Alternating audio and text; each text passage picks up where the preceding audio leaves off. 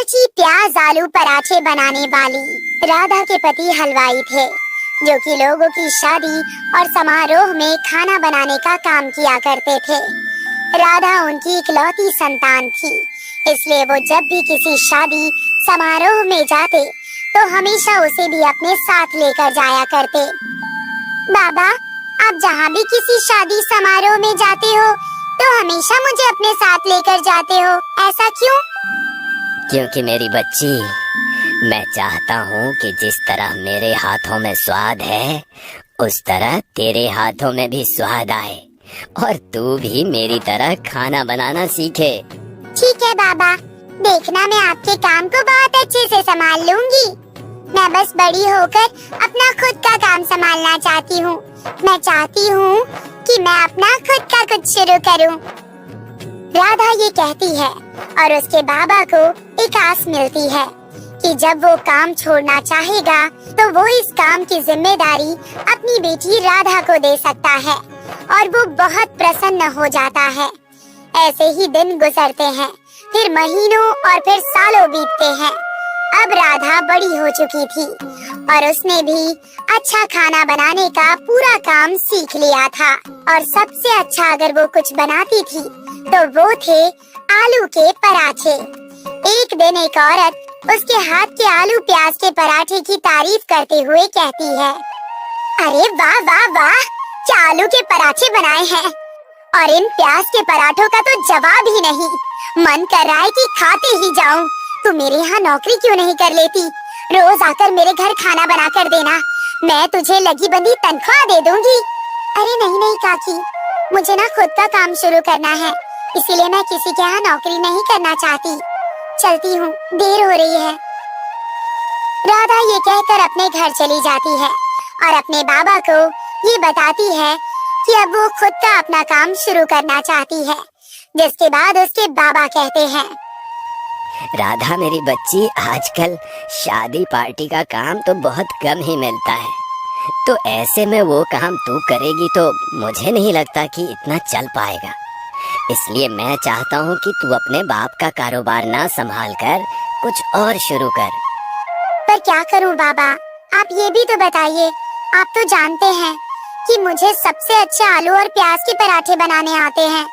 अगर मैं उसी की दुकान डाल दूं तो ये कैसा आइडिया है बाबा? राधा मेरी बच्ची, ये तो बहुत ही अच्छी बात है, तुझे यही करना चाहिए। राधा के बाबा को उसकी तरकीब अच्छी लगती है, जिसके बाद उसके बाबा अपनी जमा पूंजी में से कुछ पैसे राधा को दुकान में डालने के लिए दे देते हैं और राधा अपने आलू प्याज के पराठों की दुकान को शुरू कर देती है। उसके हाथों में उसके बाबा का हुनर था, इसलिए वो दुकान बहुत अच्छे से चला रही थी। जो भी उसकी दुकान के पराठे एक बार खाता तो बार बार आता। एक दिन राधा अपने आप से कहती है, वाह राधा रानी, तेरी एक छोटी सी दुकान तो बहुत अच्छे से चल रही है, लेकिन तुझे कुछ ना कुछ जुगाड़ करके इस दुकान को बड़ा करना होगा। राधा ये कहती है और फिर धीरे धीरे पराठे में झोल करने लगती है।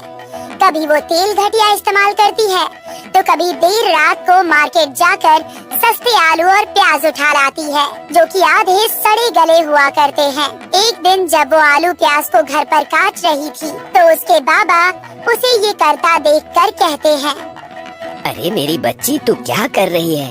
तू जानती भी है क्या, ये आलू और प्याज खराब हो चुके हैं और तू इन्हें ग्राहकों को खिलाएगी तो उनकी तबीयत खराब हो जाएगी। पर बाबा, आप ही बताइए ना कि महंगाई इतनी बढ़ गई है, अगर ऐसे में मैं अच्छे आलू प्याज का इस्तेमाल करूंगी तो मुझे बचेगा क्या?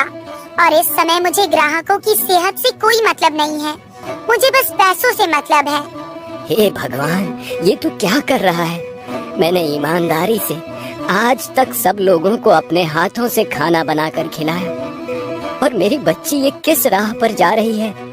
बाबा, अगर आपको ज्ञान देना है तो किसी और को दीजिए, क्योंकि मुझे आपके ज्ञान की कोई जरूरत नहीं है। राधा ये कहती है और उसके बाद वापस अपने काम में लग जाती है। उसके बाबा को बहुत बुरा लगता है कि राधा उनकी बात को समझ नहीं पा रही है। एक दिन वही काकी जिसने राधा के पराठे की तारीफ की थी, वो राधा की दुकान पर आती है और कहती है, मुझे भी 2 आलू और प्याज के पराठे लगा दे। आज बहुत मन कर रहा है तेरे हाथ के आलू प्याज के पराठे खाने का। तू भी कितनी किस्मत वाली है।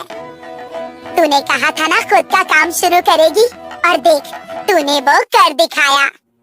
बस बस घी मक्खन मत लगाइए, पैसे तो आपको भी देने पड़ेंगे। आप रुकिए, मैं पराठे लेकर आती हूँ। राधा पराठे लेकर आती है और उसके बाद काकी जैसे ही पराठे खाती है तो उसका स्वाद बहुत ही खराब था। फिर काकी उससे कहती है, राधा बेटी ये क्या बनाया है तूने? तू तो कितने बढ़िया पराठे बनाया करती थी, लेकिन ये तो खाने लायक है ही नहीं। अरे इसे तो कोई जानवर भी ना खाए। काकी आपने पराठे तो मांग ही लिए थे ना, अब आपको इन्हें खाना पड़ेगा, और अगर नहीं खाना है तो फेंक दीजिए। लेकिन मैं पैसे वसूल करके ही मानूंगी, भले ही उसके लिए मुझे अपनी दुकान में आपसे बर्तन ही क्यों ना धुलवाने पड़े। काकी को राधा की बात सुनकर बहुत अजीब लगता है। उसे समझ नहीं आता कि राधा के अंदर इतना घमंड कैसे आ गया है।